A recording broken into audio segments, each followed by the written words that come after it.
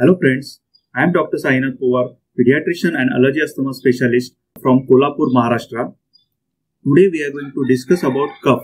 As you know that cough is a very basic symptom that is seen in our daily OPD. It is a basic symptom of respiratory system involvement also.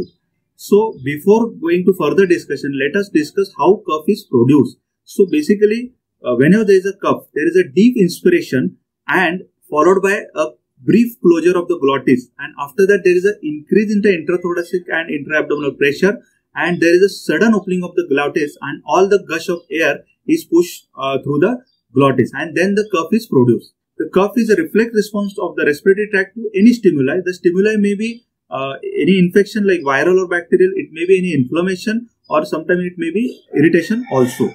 So when we are discussing about classification of the cough, basic classification contains dry cough and wet cough. So generally dry coughs suggest the involvement of upper airway that may include pharynx and larynx also, and wet cough shows the involvement of the lower airway and it may be showing the involvement of the endobronchial tree also. The dry cough sounds like this and the wet cough sounds like this.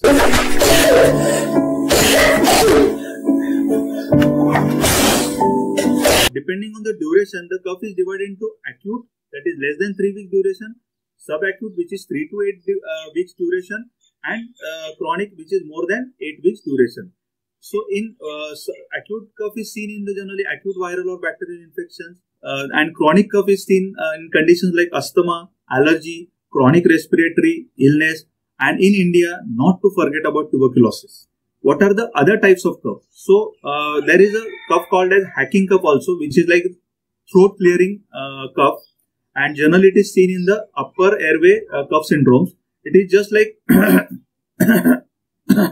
then another type of cough is barking cough. It is like dog bark, and generally the causes for it like croup and other causes which involve the larynx. So barking cough is like this. If the cough is after food, then it may be related to gastroesophageal reflux disease also. There is an associated hoarseness along with the cough that again suggests a laryngeal involvement. If the cough is brassy cough, so it may show that it is an involvement of trachea in the form of tracheitis or tracheomalacia, and the brassy cough sounds like this. Sometimes the cough may be paroxysmal. Paroxysmal means sudden cough. And when there is a sudden paroxysmal cough, the causes may be pertussis, or sometimes in foreign body also you can get a paroxysmal cough. And generally paroxysmal cough is associated with post-tussing vomiting also. Paroxysmal cough sounds like this. Sometimes there may be habit cough. So in that cough there is no other pathology. It is not a wet cough, it is just a dry cough, and it never happens in sleep. If there is a cough with productive cough with scopious sputum, there it shows that there is an involvement of the lung in the form of cystic fibrosis or bronchiectasis, which are the chronic diseases. If there is a cough with chest pain, it may suggest a pleurisy also. So depending on the time of the cough, we can divide the cough into daytime cough or nocturnal cough.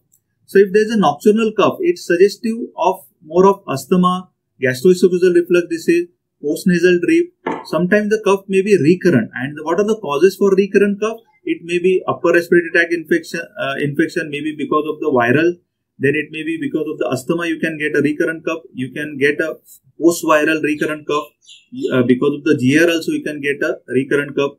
Undiagnosed foreign body means patient is not, parents are not aware that his child has swallowed something, and such foreign bodies can present with the recurrent cough. Then any chronic lung diseases can cause recurrent cough. So whenever there is a recurrent cough, definitely we should try to look out what is the pathology. Whenever there is a recurrent cough and which is nocturnal and there is a wheeze, it suggests more of asthma. Persistent and recurrent cough without wheeze also, or without breathlessness also, it can be a presentation of asthma. So which can be called as cough variant asthma. So in asthma, it is not necessarily that every time you will have wheeze or breathlessness. Only cough can be asthma, only you have to investigate in that way. Sometimes postural change can increase the cough. if there is a cough with postnasal drip, it increases after lying down. There is one entity which is called as aphonic cough. So it is seen. It is also called as bovine cough, and it is seen in the vocal cord palsy.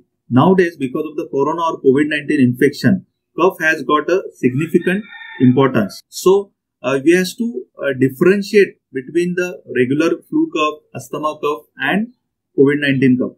Practically, it is very difficult because all the signs and symptoms are overlapping. But still, we can consider few things while considering this cough. So, if it is a flu, generally the flu cough will last not more than 1 to 4 days. The COVID-19 cough can last longer. It may last from 1 day to almost 14 days. If there is a wheezing with cough, it is more likely to be asthma. If it is cough with fever, significant fever, then it is less likely to be because of asthma. Then either it has to be because of the flu or because of the COVID-19. Then other things like whether that patient is exposed to any positive patient, or is there any high risk history, is the patient is coming from red zone. All this history will also help to differentiate the cough from regular flu cough and COVID-19 cough. If there is a shortness of breath, breathlessness along with the cough, you can think more of corona or COVID-19.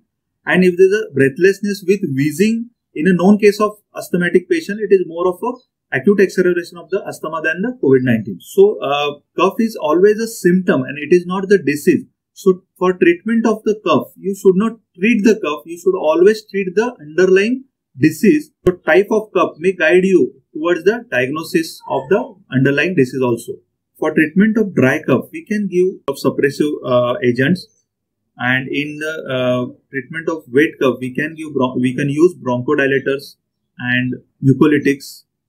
But again, treating an underlying disease is most important than treating just a cough. So friends, hope this will help you in your day-to-day practice for sorting out cough, and have a good day. Thank you.